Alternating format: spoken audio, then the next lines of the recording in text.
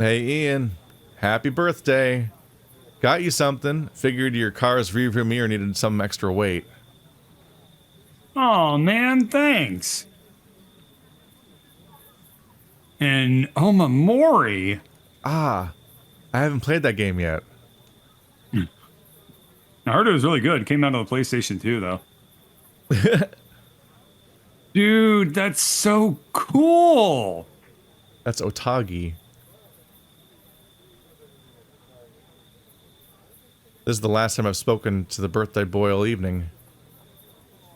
That's a weird sentence. Yeah.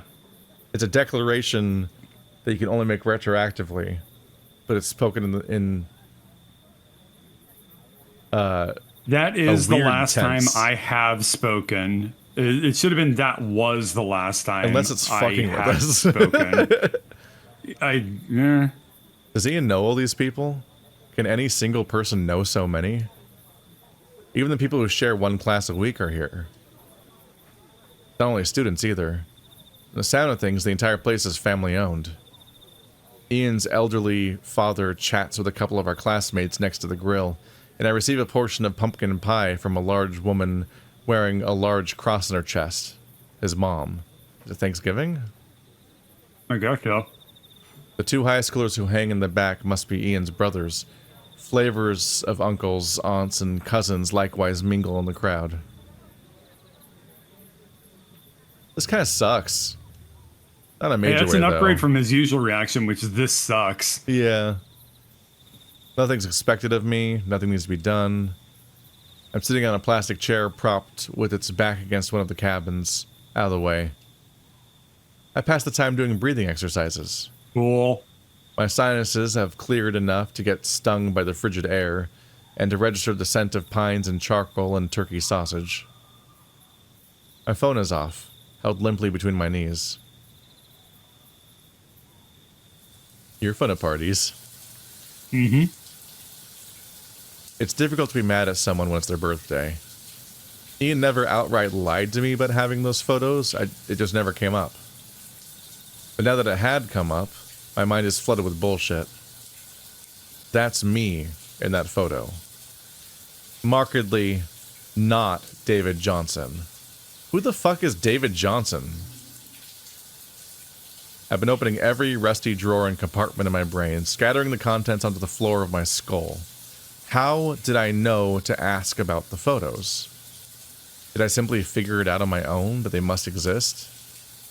Thinking of the alternatives makes my stomach threaten to bring up a second serving of barbecue turkey and pumpkin pie.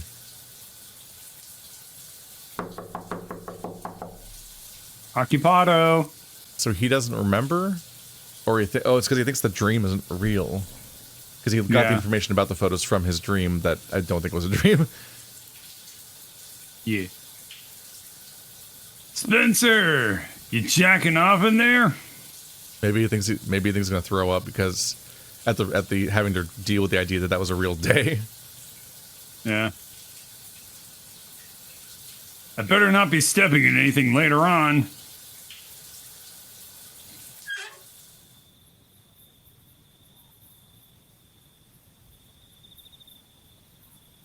Neat cabin. My cabin doesn't have a shower, so I'm forced to use the one in Andrews and Kurt's. Andrews and Kurt's. A pin pricks my heart at the thought. Unreasonable. What am I jealous for here? Those two were friends or colleagues or something from a while back. Am I upset that when I invited Kurt, he'd already been invited by Andrew? There are much better things to be upset about. Like your dead body. What happened to your face? Oh, he's all cut up. Don't just ask that. That's rude. He's cut up like in more places in addition to where the bandage is, too. Rude. What took so long? Nothing, just jacking off. Oh, Spencer looks great, too. Yeah. Jesus. Did you wash it off? I gave it a rinse. Fellas, please. Want to rock, paper, scissors for who goes in next? You didn't actually, did you? I don't know. What else could I possibly have done that would have taken so long? Spencer. Actually, you might want to wait a few minutes either way. Spencer. Hot water's all gone. You fucker. So what happened to you? What, this? He thumbs at the Band-Aid. Got into a fight. At work. Customer had too much to drink. Oh. Does it hurt? A lot. Any more questions? Yeah. What's all this? There's a bunch of crap strewn on the porch table. Binders, blueprints, and maps. This is, David Johnson stuff. You wouldn't care. Andrew's face flickers, nervous for a split second. Kurt must have briefed him beforehand about all I know. Right, I'm gonna... Wait. No, I do care. Do you? I never explicitly told Kurt I don't want anything to do with it. Yes.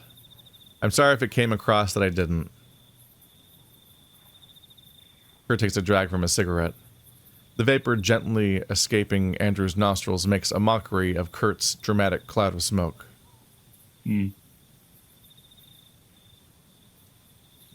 I apologize if I asked this before, Spencer. Do you know anything that we do not? We're really doing this, huh? I don't know. What do you know that I don't?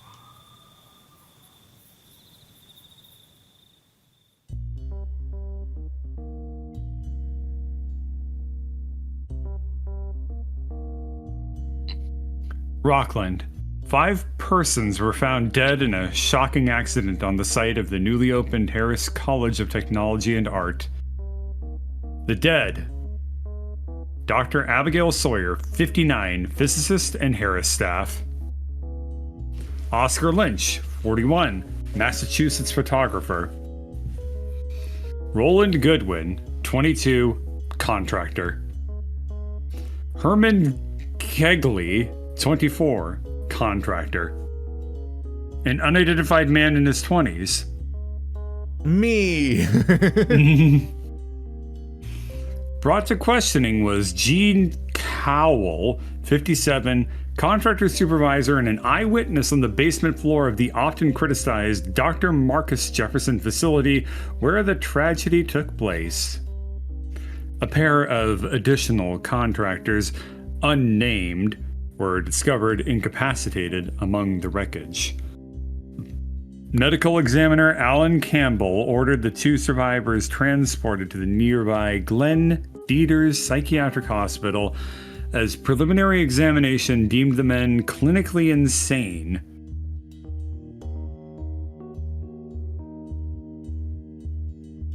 Feels like I'm just about ready to go insane too. Turns out they know a lot. Turns out I know a lot. Ring any bells, Spencer? Andrew told us all this a month ago, didn't he? You remember, right? During the run. Well, most of it is public knowledge. That last part, however, that's news to me. The cigarette smoke that followed Kurt indoors makes my eyes water. How do I know all these details that Ian spat out at me while I was asleep? I sure as shit hope I was asleep. It would be pretty fucked up if all that stuff happened for real. Uh-huh. Mm-hmm. Hours go by. It's only 1:24 a.m., but it's almost entirely silent. Even Kurt is speaking in hushed tones. The two incandescent bulb lamps in the room just barely manage to illuminate their binders, their blueprints, their maps. They keep them stacked. They keep them stacked in two neat piles. One for things that they want to talk about, and one for things that that had already been discussed. Where'd they get all these materials from? Andrew, you should be fine with any of this.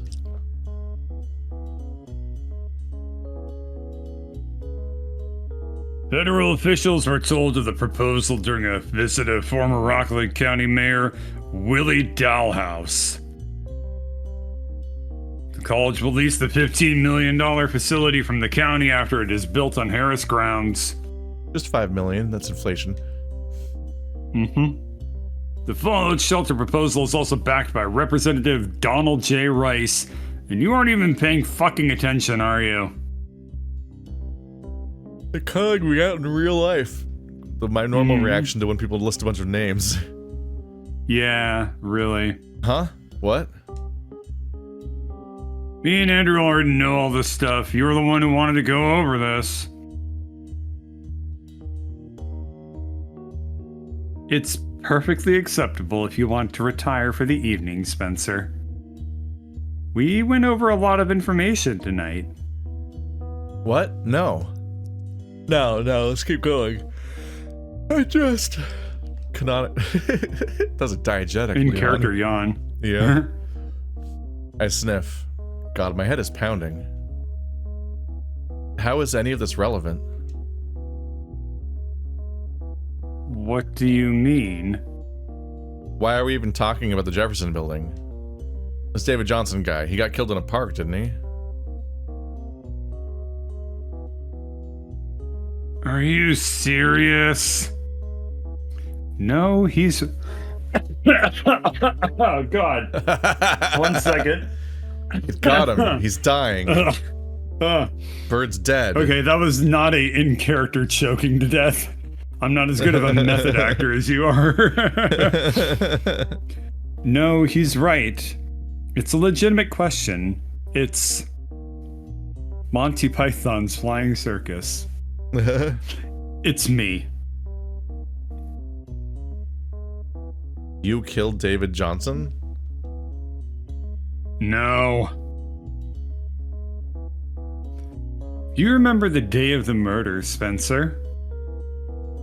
It was no coincidence that I sought you out so fast.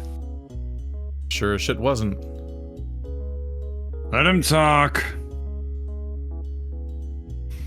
My apologies that I failed to get it across until now. I had been instructed, ordered to fetch you by Professor Reed. Just another order in a string of equally incomprehensible orders dating all the way back to February of last year. That was when I was first told to monitor the fallout shelter door.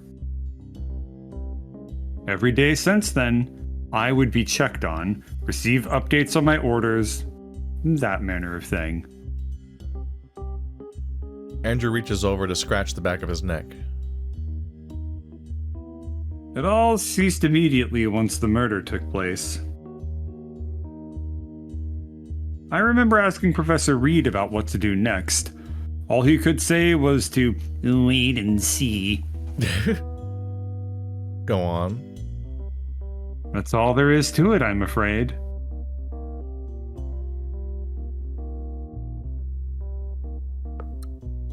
Sounds irrelevant to me. Oh, don't play stupid, will ya? The shelter's important to someone, and that someone killed David. That's a leap. I saw him. You saw the killer. I saw David. Watched him, rather, through the monitor. I have done so since before orientation. David would come through the door, and later the same day, he would go back in. He would do this every day. I don't know under what circumstances a freshman would have the means to enter some place so heavily secured. Or, for that matter, why no one had done anything to prevent it. But there you go. Now you know. So he used the shelter every day. Mm-hmm. My brain's gonna leak out of my goddamn ears. So I'm not this dead guy? Why the fuck would Andrew lie about this?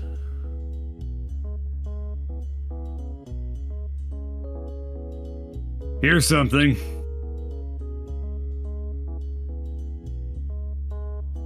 Kurt tugs on the cut in his ear for a moment before turning a page in one of those plastic binders with transparent bags. Invoices for security service. First one is from February 1972. Andrew's eyes study me for a moment longer. What's he expecting after telling me this? A thank you note? How about the most recent one? The binder softly clacks when it lands on the table. December 2008. I suppose it does make sense. The time frame coincides with when security stops showing up.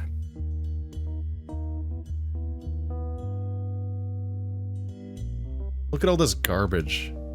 These two must have been at it for weeks. Kurt's certainly been busy. God knows what sort of hell he must have gone through to get Andrew to help. I'm such a fucking dumbass. Kurt straight up asked me to help him all the way back then. It could have been me poring over all these documents. Could have known way ahead of time about everything, but how these documents are ultimately about me. Kurt. What's up? These have names. It's Andrew's turn with the binder. Kurt cranes his neck down. It's my turn with the binder.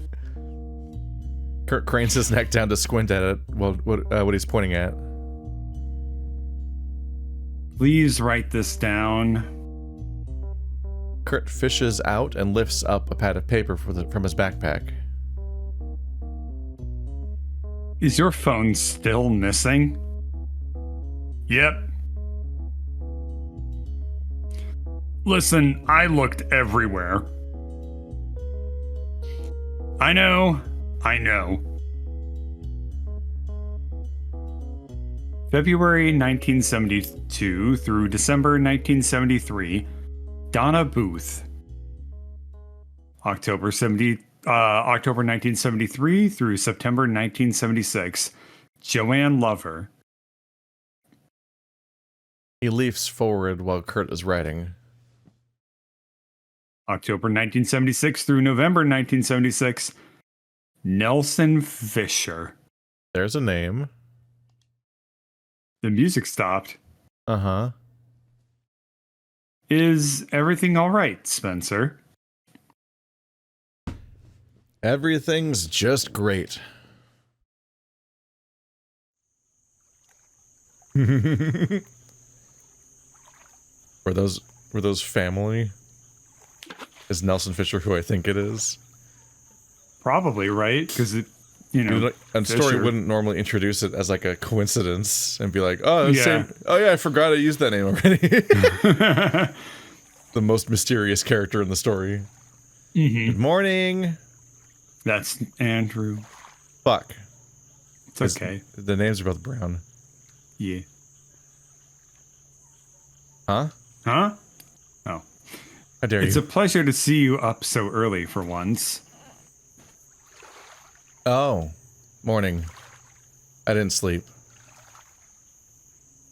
My apologizes. It's that insomnia of yours, isn't it? Is there anything I could do to help? Sit on my face. Hmm. I pick up another stone and toss it in the water. Nothing. Nothing. Nah. Is there something on your mind?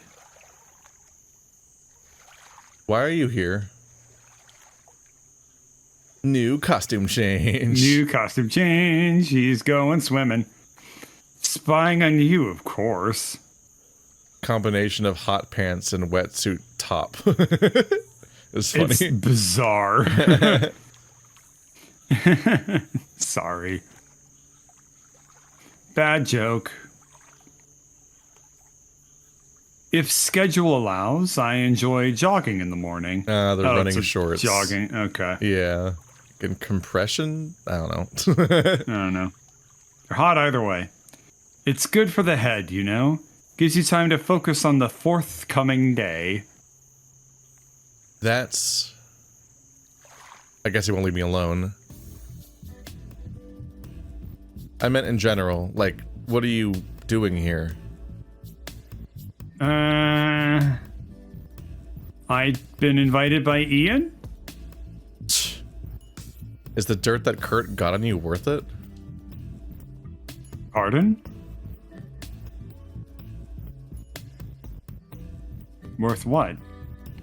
Getting murdered, probably. The wind carries someone's enthusiastic "Good morning" back from the cabins. What? People are starting to wake up. It's just, we can hear somebody in the distance just going, "Good morning," Yeah. to somebody else. Well, ultimately, I simply don't believe it would come to that. So we were just awake before everyone else because we didn't sleep, and he's out for a jog in the morning. Yeah. Really? Spencer is over time looking more and more like Harry from Disco Elysium. He's doing ungood. No. Soon he'll have the smile. The expression. The expression. Really? And what makes you so confident? Andrew bends down and picks up a rock. Right in front of you. Bend and snap. Is that what you're afraid of, Spencer? Sure as shit is. Aren't you? That's reasonable. I see. See what? His body twists like a coil.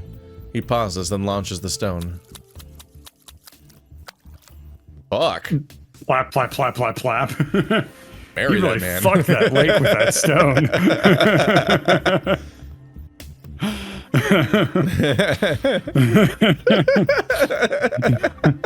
Both have the same reaction.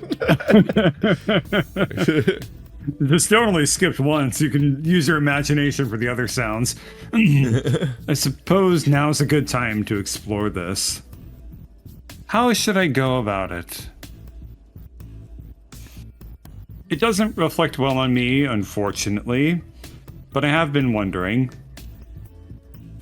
I've mentioned this before, hadn't I? How David looked exactly like you.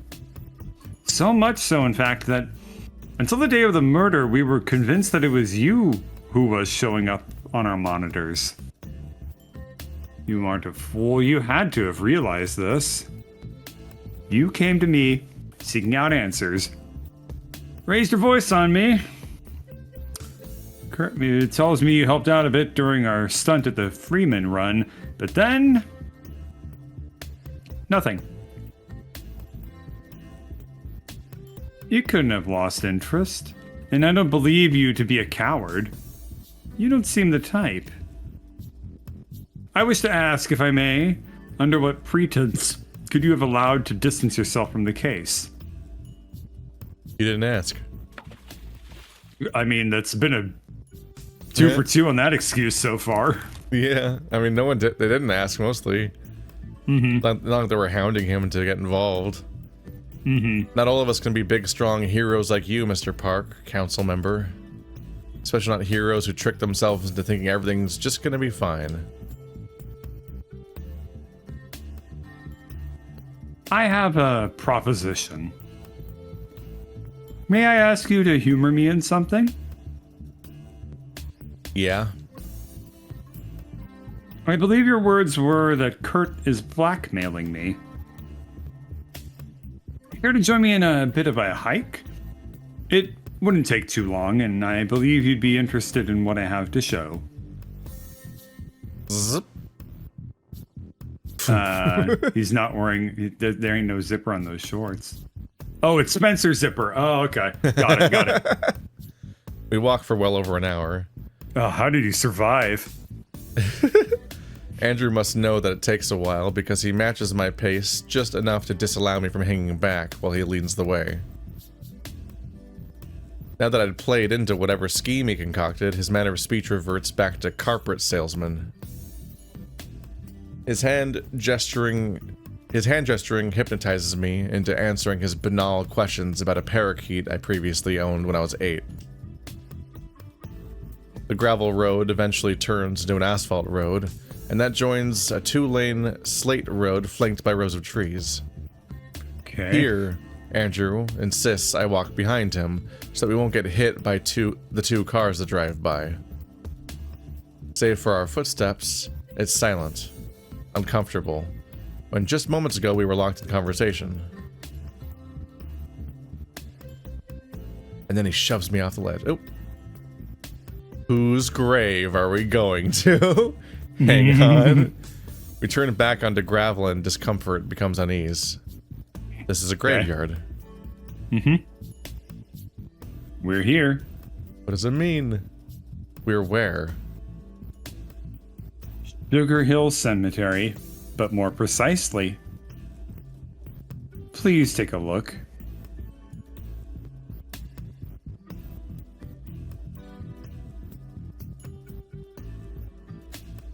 Do you recognize whose grave this is, Spencer? Lucas Joseph Martin, 1988 to 2004, beloved son, brother, and friend. Oh, it's Ian's brother. Oh, yeah. The one that died in the accident. Mm-hmm. Ian's brother. See, I passed the test. I did recognize it. I'm a good reader, boy. Yeah. Ian wasn't happy that you left that part out when he told me about his accident. I cannot imagine he would be. Unpleasant as it must have been, he had to have been the one to tell you. It's his brother. I'm just a friend. Okay, I'll bite. You feel bad for Ian for having lost his brother, so you go out hunting for a literal killer. Is that what you're trying to tell me? Is that the reason you're helping Kurt out? Right in front of us. Well, you have the right idea, but some of the details need work. I've known Lucas all my life. We've been friends. Best friends, if you'd forgive such presumptions on my part. He's not fully speaking in past tense for someone who died 6 years ago. Now it kind of is. Lucas was the only person who would speak to me from junior high until he died. Andrew brushes sand off the grave with the side of his palm as he talks. It flies off in swirls and white smoke. I would like to share something with you. Please forgive me if you find it a bit long or a bit personal. Ooh. Ooh. Additionally, if you could, please don't tell Ian I had brought you here. This town, Rockland, it's a statistical outlier. I imagine you must have read about it online. There's a reason tuition out here is so low. The county works day and night to brighten its image, but ultimately, it is what it is. Property gets damaged, people get hurt, and there's never explanation for any of it. No one is caught, no one is fined, no one sits behind bars. A real anomaly that's never happened. It's been going on for longer than both of us have been alive. Locals tend to think the authorities are corrupt, but that's wrong. I've been witness to the proceedings. There's an entire department devoted to it. Efforts are being made. So, you're saying that Ian wrecking his car wasn't an accident? No, I'm getting to that. It was. Ian... Uh-huh. People handle grief in interesting ways, I found. When Ian woke up, his mother repeated to us what the doctor said, that despite the length of the coma, Ian didn't lose any cognitive function. I admit this might be because I was not overly close to him at the time, but to me, since then, it seems that he never was quite himself. All that supernatural stuff, all the trinkets he hangs up in his car, those weren't an interest of his beforehand. Even Jesus didn't interest him. He must have taken notice of how devout the rest of his family is.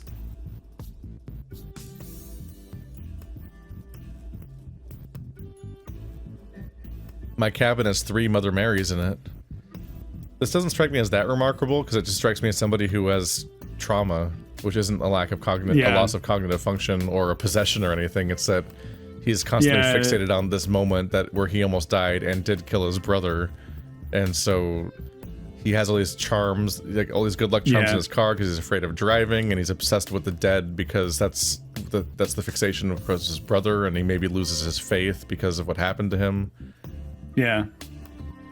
No, this is a really weird take on behalf of Andrew. I think it's far more common when people's personalities change after an accident like that to just reevaluate their life and stuff like that. Like when I was in high school, there were a couple of people that were involved in like big accidents like that, and one person after her accident, it's not like she had brain damage or anything like that, but like her personality changed where she became a lot more of like a outwardly like giving kind of person. She became very generous because she just like got a new perspective on like her life, and that was really, really cool. It was pretty nice. I mean, you know, it's tragic at the same time, but like another person, he did suffer a lot of brain damage in an accident that he had, but after like 4 months he was totally back to his like regular self. So I think that it's far more likely that people's personalities change because they gain perspective. Yeah. You know, rather than like an injury. Our experiences shape us. Yeah. Let's see. My cabin had 3 Mother Marys in it. That's also not that much for a Catholic house, by the way. That's terrifying. They have like a crucifix in every fucking room. Ian's obsession isn't unique. Over the years, many people have been harmed without explanation or retribution. And everyone has their own theories. Ghosts, the devil, the mafia, the government, you name it. This community has been living in ever-present fear for decades, some people for their entire lives. To answer your question, no. I don't believe Lucas's death had anything to do with it. It is, however, a prime example of what living here does to folks' minds. Now, Spencer, I want you to put yourself in my shoes. One day, someone who may very well be the culprit behind all of the decades-long misery shows up on your doorstep. They boss you around, make threats, hurt your friends. They are unquestionably and unapologetically a bad guy. How would you react? Would you honestly turn a blind eye? I would. Is that so? Well, didn't account for that. Well then, this is a long hike. You know, I'm gonna keep going. You should head back to the cabin. Yeah, good luck finding your way back. It is. What's your game plan, hot stuff? Hot shot. Not quite. You gonna file a report for the police? Oh, well, yes. Exactly that. I collaborate with the county sheriff office. Or rather, I will once I'm ready. Anyway. He's like a quadruple agent narc. Yeah. Really? He thinks he's a lot cooler than he actually is. He just has everyone's phone numbers and then acts like that means he's connected. Yeah. What's stopping you from doing it now? You know who it is, don't you? I know you do. Fisher, that Kenny representative guy. Oh, shit, I didn't think of that. Andrew scratches the top of his lip with his teeth. Ow! Yes. Yes, it's most likely Mr. Fisher. So much points to him. Then... he provided evidence that he was in the office at the time. 10 miles away. Eyewitnesses, security footage, and even a parking receipt. The sheriff's office are just about ready to abandon this thread, but... Who even keeps their parking receipt? That's suspicious. Yeah, that's the most... That's crafted Yeah. alibi. Mm-hmm. It's a stretch, but we were all convinced it was you rather than David on our cameras as well. That is the only thing we currently have. I see. Nothing's ever easy. Here's the deal, Andrew. Remember when Reed brought Fisher in so that he and I could have a little one-on-one? He made himself clear. He knows about me, he knows about you, and he knows about Kurt. He told me to stop, or else. I imagine he said the same thing to you, too. He and I had a similar chat, yes. Do you think he's just messing around? No. Then, why the hell are you doing this? Spencer, I just bared my chest in front of you for 10 minutes. What else do you want me to say? What?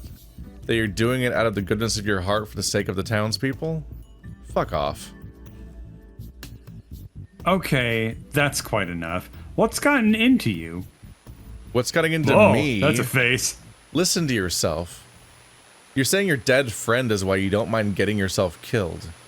What a bunch of self-serving bullshit. You think you're noble or selfless or some shit? Lucas's death affected you. You said it yourself. It clearly affected Ian too, and God knows how many other people as well. And yet there you go, all but leaping in front of a bullet. Does this sound right to you? Do you not have a family? Do you not have any friends? Is he projecting like his dad? Yeah. Onto People like you Andrew? piss me off so much, Andrew.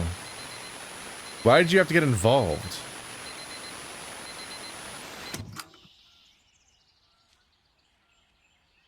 Fuck's sake. That's a good enough time as any to end for tonight, huh? I don't think Andrew deserved any of that. No. I don't think Spencer's in a healthy place anymore. No. Early in general. He has been threatened multiple times, and everyone keeps otherizing him as being a ghost or possessed or a double agent or whatever the fuck. So it is a lot. Yeah, well, that doesn't excuse being slightly rude. Slightly rude when you say, "You make me sick" over the grave of someone's friend. That was a bit uncouth, wasn't it? Mm-hmm. Alrighty. This was game. See you guys next time. Sometime. For more 922, our own ritual. Yeah.